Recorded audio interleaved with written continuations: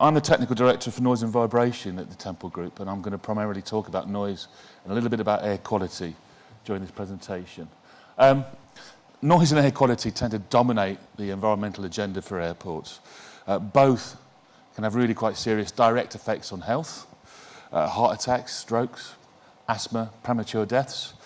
But noise can also have indirect effects, the effects that aren't directly coming from the noise itself. And these examples of these are annoyance, sleep disturbance, and impacts on children's cognitive development. Noise can be particularly complex, and I think as an acoustician we have to admit that we do tend to overcomplicate it sometimes. But in describing noise, in dealing with noise, the ideal noise metric for aircraft noise in particular would cover a whole range of different aspects of aircraft noise. The peak noise level, how often it happens, how long the noise goes on for, what's the difference between the aircraft noise level and the ambient noise level.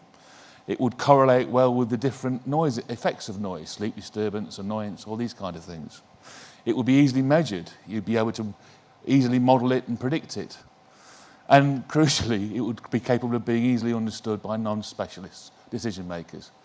Well, as I'm sure many of you will know, there is no such beast exists. There's no single unifying noise, ideal noise metric. So the best way of dealing with aviation noise is really to use a suite of metrics, or a matrix of metrics as I call it, each of which covers part of those range of factors that I mentioned, but not all of them. But in combination, you get an overall picture of the impact. And that's the approach that the Airport Commission has taken to their appraisal of the options that they've looked at, and I think they very much need to be commended for doing so. It's the first time on such a scale such an approach has been taken. It is challenging because there are gaps in our knowledge between how some noise metrics relate to different effects, and policy is a little bit is less than specific on how you should go ahead and do this. But I think it's been very good that the Airport Commission have taken that step forward and taken that sort of suite of metrics approach to the whole thing. The Airport Commission have also recommended an independent aviation noise authority, and there are similar bodies in Australia. The ANO at the top there, the Federal Aviation Administration in America has a role as an ombudsman, and there is something called the Autorité de Contrôle des Nuisances Aéroportuaires. Please excuse my rubbish accent. In France, that has a similar role. And it's apparently the Airport Commission envisages this body having a role in being consulted on flight paths and other operating procedures, monitoring and quality assuring aircraft noise management processes, and advising central and local government. It'll be interesting to see, does this ever actually happen? And if it does, will it be a truly fully independent body with real teeth, with real powers?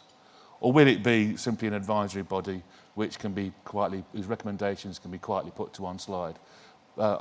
My preference would be for the first option. Mitigation.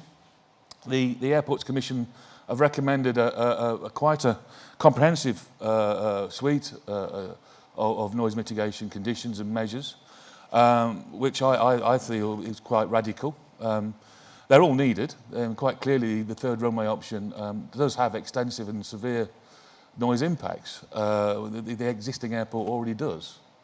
And these will actually go quite some way to addressing the already adverse situation in many circumstances. And the first one is there's a concept of a noise envelope. These are typically based upon an overall averaging of aircraft noise energy. And having a fixed area to the noise envelope would be quite helpful. But it does come with quite a serious health warning. The way that noise envelopes work is you can actually trade off what are actually imperceptible reductions in how noisy individual aircrafts are with quite substantial increases in the total number of aircraft. So it needs to be quite carefully nuanced and controlled. It needs to be coupled with a cap on the number of flights or some other way of managing that process.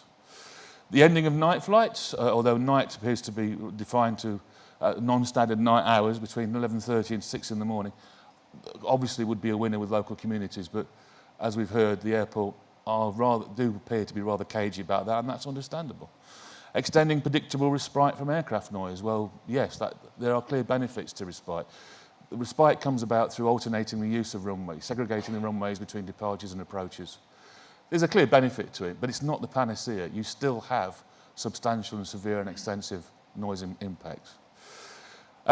Extending noise insulation to cover 4 times as many homes. Currently, Heathrow have noise insulated or offer noise insulation to around 40,000 homes. That's going to go up to around 160,000, cost 700 million. These are not small numbers. Similarly, the Airports Commission are looking for a commitment to spending a further £300 million on community facilities, in particular prioritising schools. And that is really quite urgently needed. Schools around Heathrow, and many of them are quite significantly affected. A noise levy at major UK airports to compensate local communities. Yes, a great idea. Would bring some parity with the continent, where there is a degree of state support for mitigation and control. Although it would be interesting to see what would be the rate of the levy. Would it be fixed? Would it be a sliding scale, depending on how noisy aircraft are? Who would administer it? Who would decide how it was spent?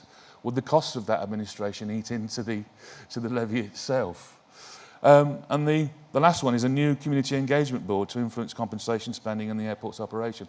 I'm really quite keen on this because the impacts of noise are actually only dictated to at most about 50% by physical characteristics like noise level, things we can measure. The rest of it is all to do with non-acoustic factors, not least of which are things like attitude towards the noisemaker and confidence that the noisemaker takes the issue seriously. Better engagement with communities, building confidence with communities could go a long way towards helping shift and change attitudes and therefore shift the responses as well. Air quality, I am somewhat sort of going out of my comfort zone here, but there are issues around air quality with Heathrow. There's a legal framework in place, and there are concerns that air quality levels that are already very close to boundaries or even over limit values are going to be exceeded. And the Airports Commission has taken the view that provided Heathrow doesn't make this worse, and the comparison they want to make is with a central London monitoring location on the Marylebone Road, they take the view that it won't be in breach of the legislation that covers air quality. You won't be surprised to know that there are others of a different view, that any breach of those limit values is considered to be illegal. Compensation really isn't viable for air quality. We don't taste, feel, smell, hear air quality. So compensation really doesn't work. Mitigation is the answer. And the mitigation here really needs to be targeted on service access, on road transport and emissions from the aircraft itself. So we're looking at things like zero-emission bus fleets in the locality of the airport, ultra-low emission zones, that's actually a ULEZ, congestion or access charging to discourage people from using private transport and using public transport, demand management, providing new rail links, a whole suite of operations. Aircraft themselves, emission charging, I think there is something of that kind in place, but that would need to be refined, updated, and really used to drive control of air quality. And also the way they manage the airport and avoid having the aircraft that emit the most emissions, from being closest to the locations where there are concentrations of air quality. That will be quite interesting how they do that. Next steps after decision. I mean, I know that this has been talked at far greater length, and I'm rather going over it. The Airports Commission report describes considering whether the government should consider establishing a body to see this scheme being achieved. And the model there will be HS2, something that another project that I work on. There's a choice between the hybrid bill or the DCO route, but either way, really, a paving bill would be rather helpful. According to the Airports Commission, and again, similar and more recent examples of that will be the HS2 process. Well, whatever happens, there's going to be a need for a full environmental impact assessment of the successful option. Actually, before we get to that stage, there needs to be appraisal of sustainability of the policy decision.